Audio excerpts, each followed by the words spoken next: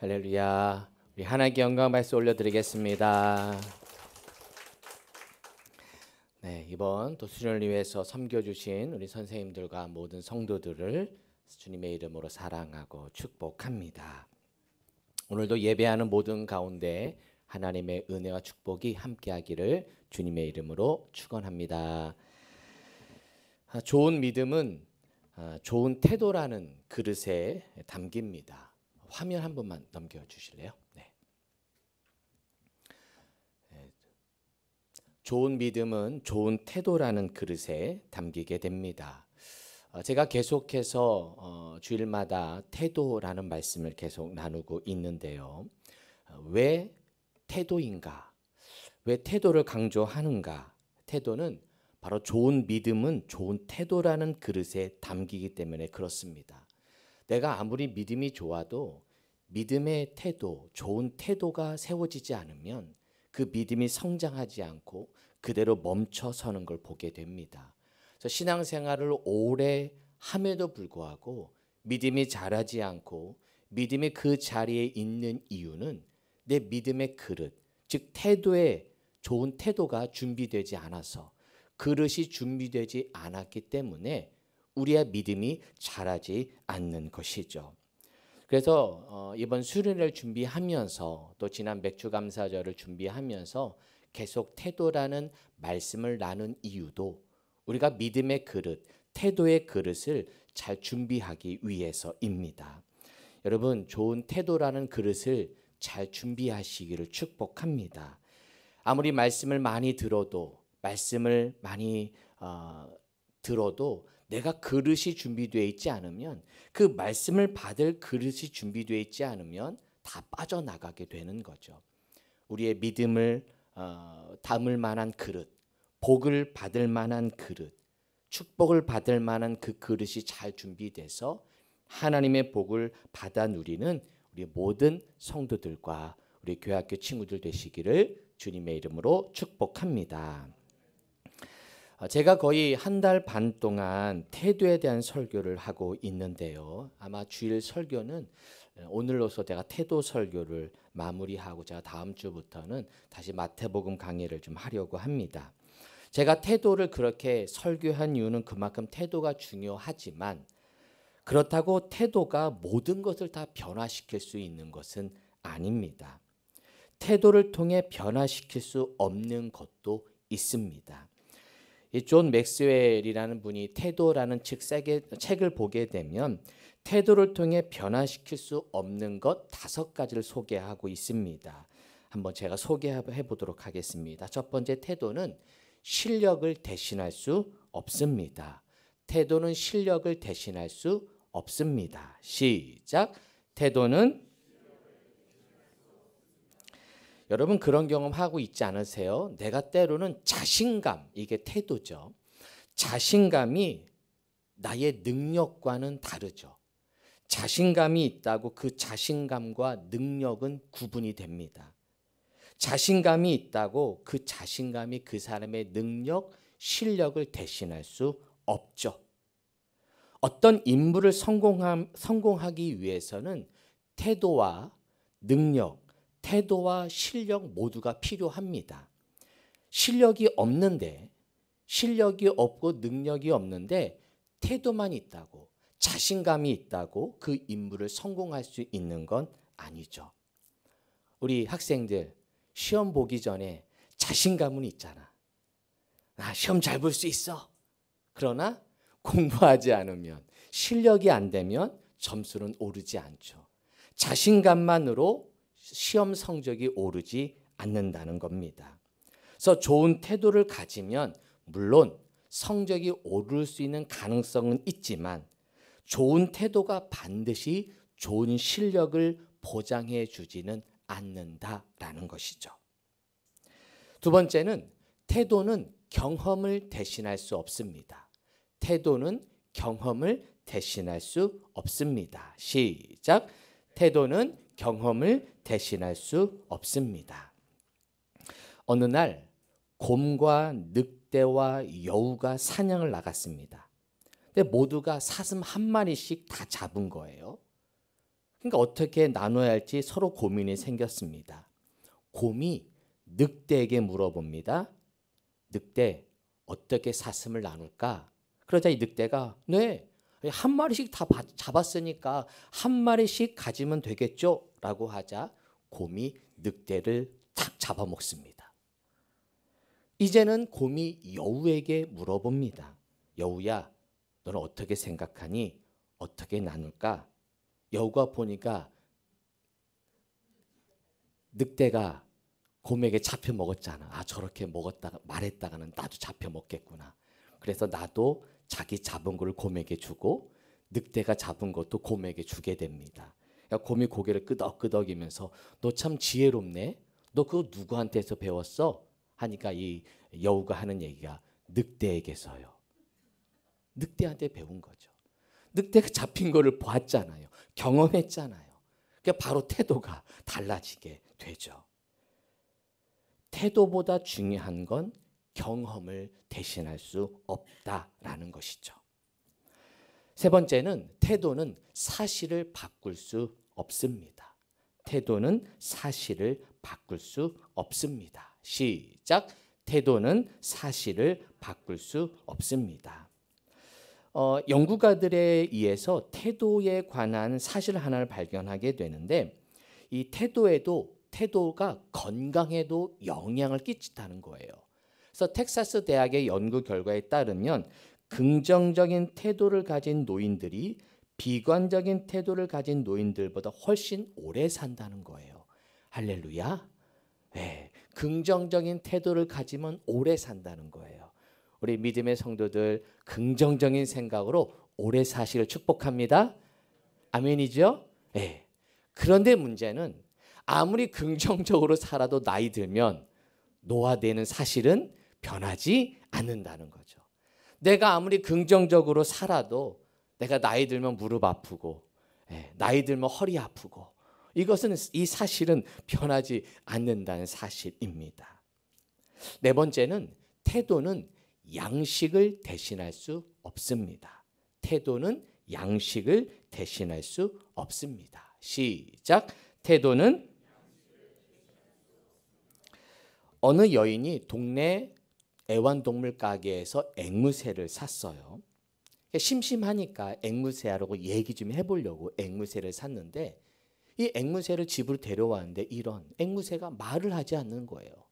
그래서 주인한테 가게 주인한테 따지러 갔어요. 아니 앵무새가 한마디도 말을 하지 않는다. 그랬더니 주인이 거울을 한번 넣어보세요. 그럼 앵무새는 거울을 좋아하니까 아마 자기 모습을 비추면서 이제 앵무새가 말을 할 겁니다. 그래서 거울을 사다 놨는데 그래도 여전히 울지 않는 거예요. 또 찾아갔습니다. 그래도 울지 않아요. 그랬더니 주인이 그러면 사다리를 한번 놔보세요. 앵무새는 사다리 타는 걸 좋아하거든요. 그래서 사다리를 사다 놨는데 또 앵무새가 말을 하지 않는 거예요. 그래서 또 주인한테 찾아갔죠. 그러자 이 주인이 그러면 그네를 한번 사나 보자. 그네. 앵무새 그네 타는 거 좋아해요. 그래서 그네를 사다 놨는데 또 말하지 않는 거예요. 그리고는 이번에는 앵무새가 죽은 거예요.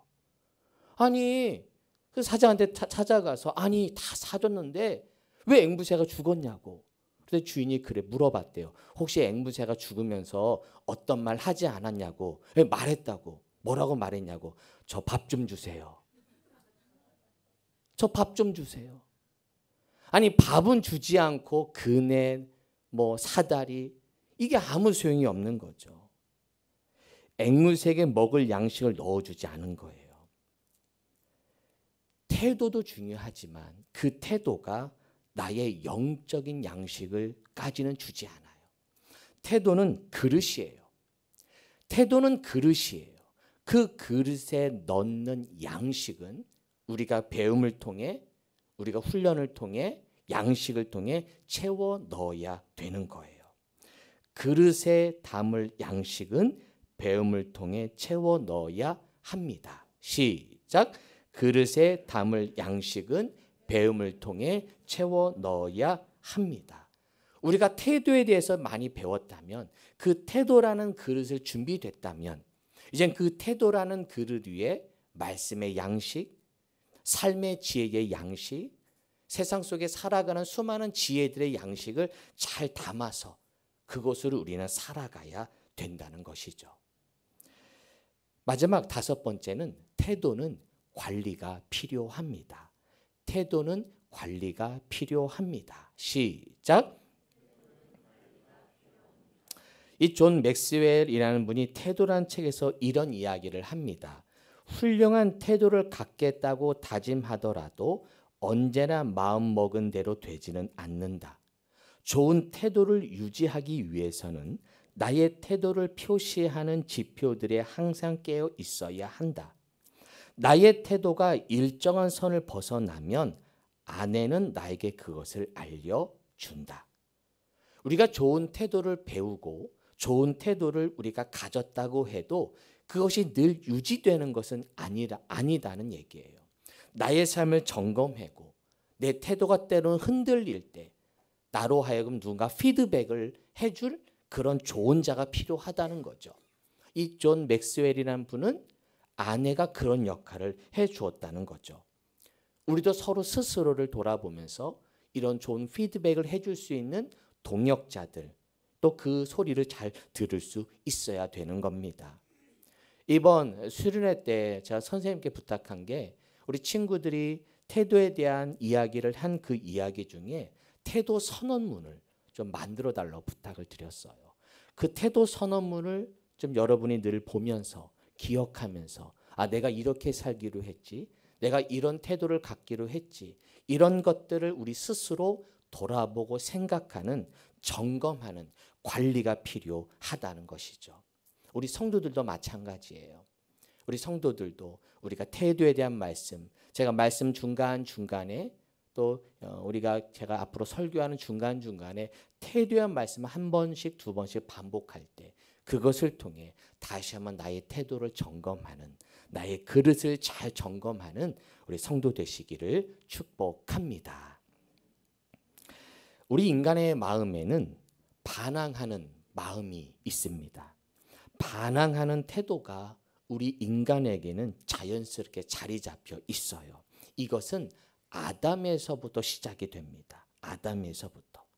창세기 3장 11절 12절부터 보게 되면 이르시되 누가 너희 벗었음을 내게 알렸느냐, 내가 내게 먹지 말라 명한 그 나무 열매를 내가 먹었느냐.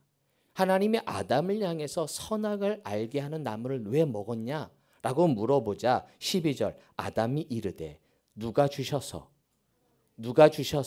하나님이 주셔서 나와 함께 있게 하신 여자, 하나님이 주셔서 하나님이 함께 하신 그 여자 때문에 내가 먹었나이다. 주님 잘못했습니다, 제가 잘못했네요 라고 하면 될 것을 이 아담은 하나님을 향해 하나님 때문입니다 라고 반항하고 있어요. 잘못했습니다가 아니라 핑계대면서 하나님이 주신 여자 때문에 그래요, 하나님 때문에 그래요 라고 하나님을 향해 반항하고 있는 아담을 보게 됩니다. 창세기 4장에 보게 되면 가인이 아벨을 죽여놓고 하나님이 아벨을 어디 있느냐라고 묻죠. 9절 여호와께서 가인에게 이르시되 내 아우 아벨이 어디 있느냐, 그가 이르되 내가 알지 못하나이다. 그러면서 이렇게 말해요. 내가 내 아우를 뭐 하는 자이니까? 하나님께 반항하고 있죠. 제가 잘못했습니다, 제가 죽였습니다 라고 하면 될 것을 내가 알지 못합니다 까지만 해도 그래도 이것도 잘못인데 내가 아우를 지키는 자입니까? 내가 그 아우까지 챙겨야 됩니까? 라고 하면서 하나님을 향해 반항하고 있는 가인을 보게 되죠. 바로 죄악된 인간의 성품 속에 반항이라는 태도가 자리 잡혀 있다는 겁니다. 하지만 하나님의 말씀은, 우리에게 가르치는 말씀은 반항이 아니라 순종과 복종입니다. 로마서 13장 1절 2절 읽어볼까요? 자, 1절 2절 시작. 각 사람은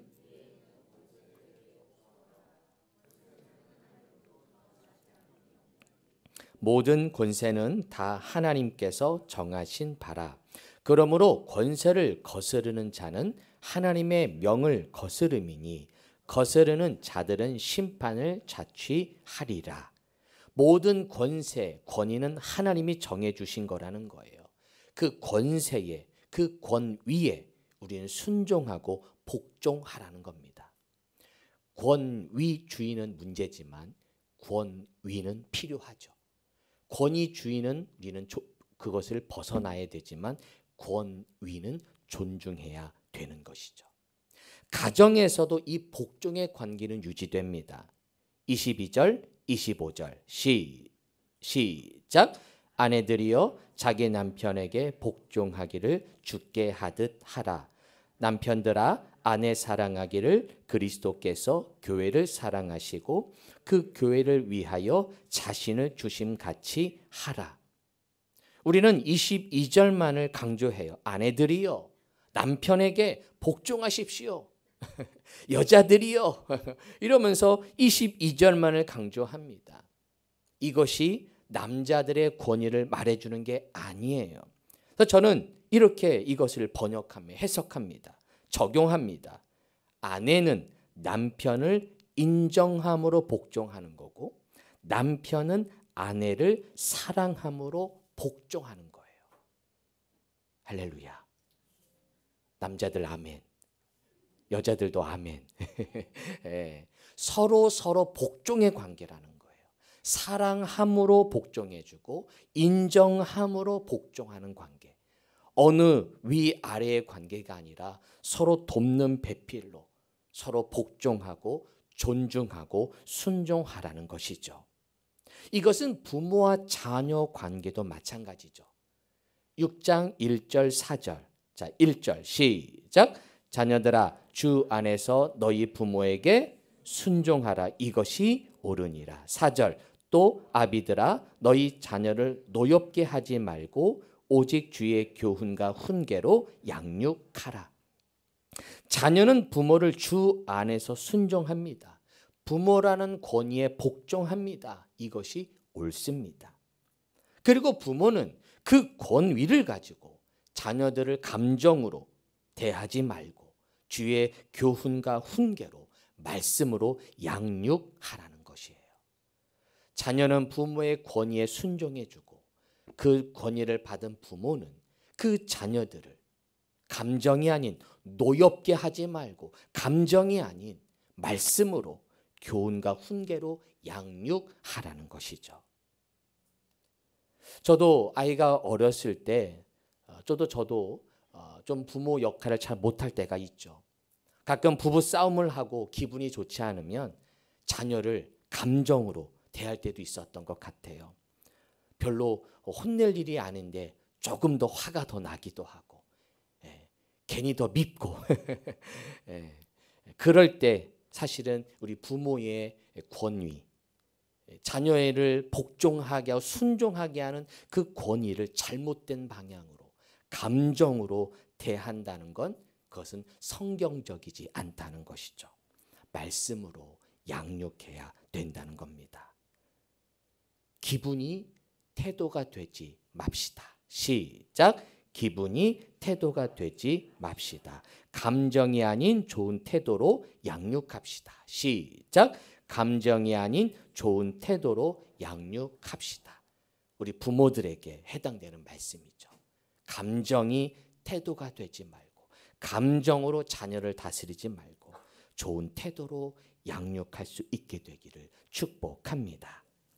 오늘 본문 속에 이런 말씀이 나옵니다. 순종이 제사보다 낫다. 자, 오늘 본문 말씀의 배경은 이렇습니다. 사울 왕이 아말렉과의 싸움에서 전쟁을 하게 됩니다. 하나님이 내가 아말렉과 싸움에서 이기게 할 테니 이 싸움에서 이기면 모든 승전한 그 전유물들을 다 죽여라. 남기지 말고 다 진멸하라. 모든 소유를 다 진멸하라라고 명령하십니다. 그런데 사울 왕은 이 명령을 지키지 않죠. 15장 9절에 보게 되니까 사울과 백성이 아각과 그의 양과 소의 가장 좋은 것 또는 기름진 것과 어린 양 모든 좋은 것을 남깁니다. 그리고 가치 없고 하찮은 것만 진멸합니다. 이것을 하나님이 아시고는 사무엘을 불러서 사울에게 가서 이렇게 말하고 하죠.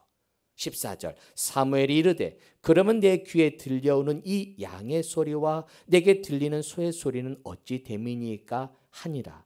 그러자 15절 사울이 이르되 그것은 무리가 아말렉 사람에게서 끌어온 것인데 백성이 당신의 하나님 여호와께 무엇하려 하여? 제사하려 하여 양들과 소들 중에서 가장 좋은 것을 남김으로 그 외의 것은 우리가 진멸하였습니다. 제사하려고 남겼습니다. 제사 좋은 거 이거 제사하면 될 걸 왜 그걸 다 진멸합니까? 아깝게. 그러자 주님이 사무엘을 통해 사울을 이렇게 나무라시죠. 제가 세 번역으로 읽어드릴게요. 오늘 본문인데 세 번역. 사무엘이 나무랐다. 주님께서 어느 것을 더 좋아하시겠습니까? 주님의 말씀에 순종하는 것이겠습니까? 아니면 번제나 화목제를 드리는 것이겠습니까? 잘 들으십시오. 순종이 제사보다 낫고 말씀을 따르는 것이 순양의 기름보다 낫습니다. 거역하는 것은 즉 불순종하는 것은 점을 치는 죄와 같고 고집을 부리는 것은 우상을 숨기는 죄와 같습니다. 이 정도까지라고? 점치는 죄와 같다고? 우상을 섬기는 죄와 같다고? 이 정도로 불순종의 큰 죄라고? 아마 사울은 깨달은 것이죠. 하나님은 순종 없는 제사, 순종 없는 예배를 받지 않으세요. 원하지 않으세요. 이것은 모순이에요. 잘 생각해 보세요. 순종 없는 예배가 있을까요? 순종 없는 제사가 될까요? 이것은 우상에게 하는 것과 똑같아요. 순종 없는 제사를 드리는 건 우상에게 하는 거예요. 불순종하면서 내 마음대로 살면서 우상에게 제물을 드리는 게 우상 숭배자들의 모습이었던 거예요. 왜? 순종은 곧 존중이기 때문에 그래요. 순종한다는 것은 하나님을 존중한다는 것이고 순종한다는 건 그래서 그분을 존중하기에 그분께 예배, 절하고 경배하는 게 예배거든요. 순종 자체가 예배라는 거예요. 그래서 예배라는 것은 먼저 순종이 필요하다는 거예요. 순종 없는 예배는 예배가 아니죠. 순종 자체가 예배인데 그분을 높이는 게 예배인데 어떻게 그분을 무시하고 존중하지 않는데 그분의 예배가 될 수 있겠냐라는 것이죠. 순종이 먼저입니다. 순종이 먼저입니다. 시작. 순종의 사람 이삭을 소개합니다. 퀴즈 하나 내볼까요? 이 사람은 누구일까요? 믿음의 조상 아브라함. 순종의 사람 이삭. 그렇죠. 믿음의 조상 아브라함, 순종의 사람 이삭. 아브라함이 믿음으로 이삭을 바쳤죠.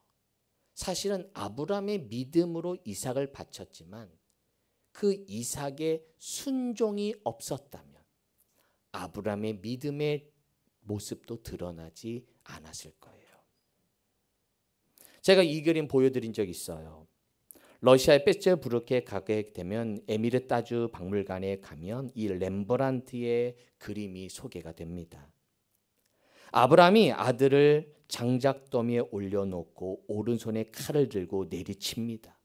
그 순간 천사가 아브라함을 부르며 아브라함의 손을 치며 칼이 떨어지고 있는 아주 실제적으로 역동적인 모습을 그린 이 그림입니다.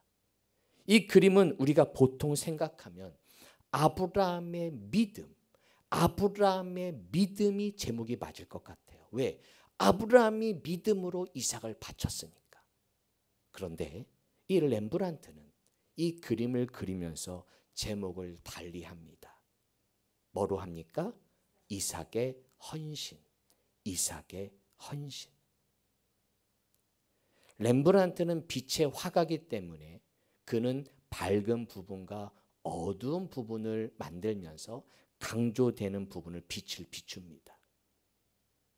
지금 빛이 누구를 향하고 있습니까?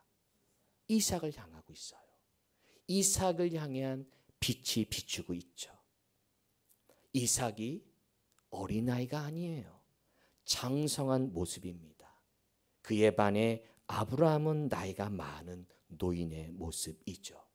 성경에서는 아브라함이 이삭을 결박했다고 표현하지만 이삭 입장에서 보면 결박당해 준 거예요. 아버지가 하는 일에 이삭은 저항할 수 있고 반항할 수 있었지만 저항하지 않고 순응합니다. 순종합니다. 스스로 제물이 되어 번제물 위에 올라갑니다. 저항할 힘이 있었고 반항할 힘이 있었지만 이삭은 순종합니다. 그래서 렘브란트는 이삭의 헌신이라고 제목을 정한 것이죠. 어떻게 이런 일이 가능했을까? 이삭에게는 순종하려는 태도가 있었기 때문이죠. 뭐하는 태도? 순종하려는 태도. 아브라함에게서 배운, 아브라함이 하나님께 순종하는 것을 배운 그 아브라함의 모습을 보면서 이삭도 순종하는 태도를 배운 것입니다. 순수하게 순종하는 이삭, 마치 어린 아이처럼, 어린 아이처럼 힘이 있지만 어린 아이처럼 누워서 제물이 되어 있는 저 이삭의 모습. 마태복음 18장 3절에 이런 말씀이 나옵니다. 이르시되 진실로 너에게 이르노니 너희가 돌이켜 어린 아이들과 같이 되지 아니하면, 어린 아이들과 같이 되지 아니하면 결단코 어디에 들어가지 못하리라? 어디에? 천국에 들어가지 못하리라. 누구 같이? 어린 아이들과 같이. 사춘기 이전의 어린 아이.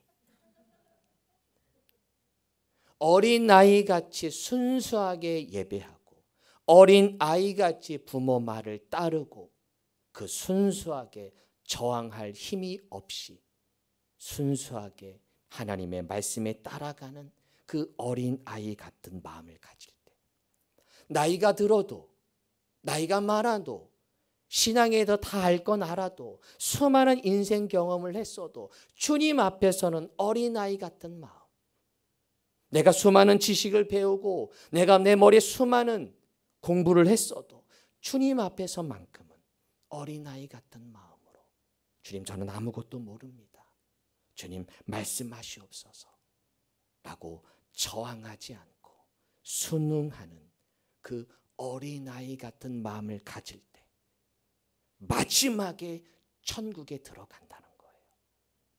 마지막에. 구원은 믿음으로 받고 축복은 무엇으로 받는다? 순종으로 받는다. 구원은 믿음만 있으면 돼요. 믿음만 있으면 구원받지만 하나님이 주시는 축복, 하나님이 주신 복은 순종하는 자에게, 말씀 믿고 그 말씀대로 따라가는 자, 말씀에 순종하는 자, 그 자가 복을 받을 줄로 믿습니다. 할렐루야. 이번 여름 수련회를 준비하면서 우리 선생님들과 우리 친구들이 순종해 주었어요. 때로는 유치한 프로그램도 있을 수 있고 재미없는 프로그램일 수도 있지만 조금 피곤한 일도 있었지만 그럼에도 거기에 순종해 주시고 거기에 따라 주시고 우리 청년들도 거기에 함께 해 주었기에 그 순종의 모습으로 하나님은 우리를 아름답게 만들어 주시는 겁니다. 어린아이 같은 마음을 가진 자만이. 영상을 보다 보니까 단체 티셔츠를 입고 이마트를 다녀왔네. 옆에 이름표를 딱 붙여놓고, 목사님 쑥스러워서 못 가요 라고 하지 않고, 그래도 가서 시장 보고 단체 티 입고, 저희도 어제 끝나고 집에 가는데 4시에 단체 티 입고 지하주차장에서 나오는데 갑자기 이게 뭐지? 다른 사람들이 보니까 그런 생각이 들더라고요. 그러나 순수하게 어린 아이의 마음으로 순종했기에 하나님이 복을 주실 줄로 믿습니다. 우리 성도들도 마찬가지입니다. 대단한 순종을 원하지 않아요. 내 삶의 작은 순종의 태도, 순종하려는 태도, 그 태도 속에 하나님이 복을 주실 줄로 믿습니다. 말씀을 정리합니다. 여러분, 좋은 태도라는 그릇을 준비하시기를 바랍니다. 하나님이 여러분에게 복을 준비하고 계세요. 내가 그릇만 준비되면 쏟아 부어주세요.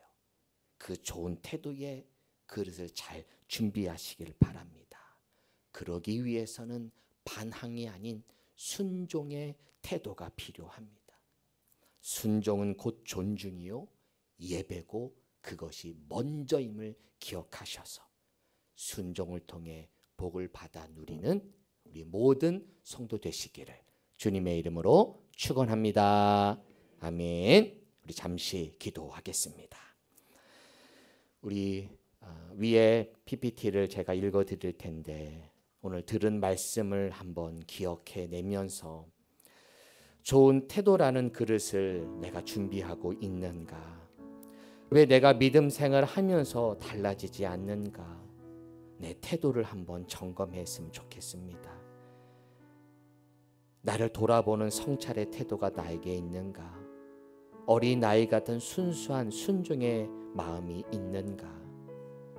반항의 마음이 아니라 순종의 마음으로 듣고 있는가? 하나님의 말씀이 선포될 때 그 말씀에 순종하고 있는가? 아니면 그 말씀에 반항하고 있는가? 내가 아우를 지키는 자입니까? 하나님 때문에 그렇습니다 라고 하면서, 누구 때문에 그렇습니다 라고 하면서 우린 끊임없이 내 안에 반항거리를 찾고 있는 건 아닌가요? 사울도 내가 그거로 번제로 드리려고 했어요 라고 하며 핑계를 대며 하나님께 반항합니다. 어린아이 같은 마음이 아니라, 그분을 존중하는 마음이 아니라,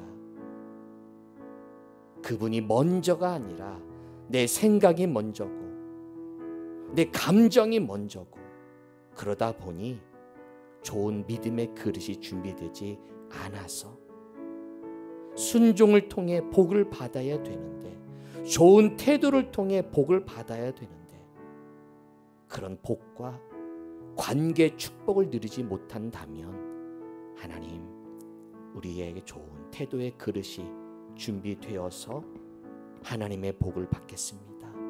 내 삶이 달라지겠습니다. 더 믿음이 더 성숙해지게 하여 주옵소서. 잠시 묵상하면서 결단하며 함께 기도합니다. 하나님 주시옵소서. 주님, 순종하겠습니다. 말씀하시옵소서. 순종하겠습니다. 반항하지 않겠습니다. 순종하며 달려가겠습니다. 겸손하게 어린아이 같은 마음 주시옵소서.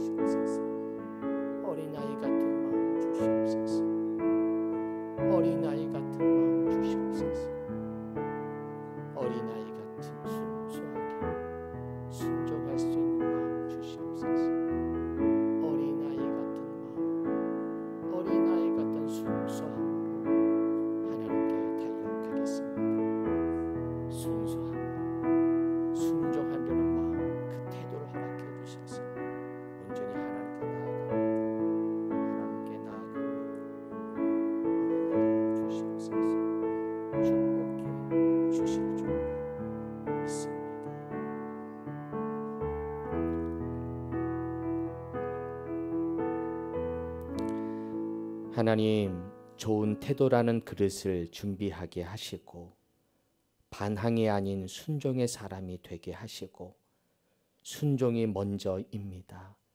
먼저 그분을 존중하고 그것이 곧 예배가 되게 하시어 순종을 통해 복을 받아 누리는 우리 찾으시는 교회 성도들, 우리 교회학교, 중고청 모든 주의 자녀들 되게 하여 주옵소서.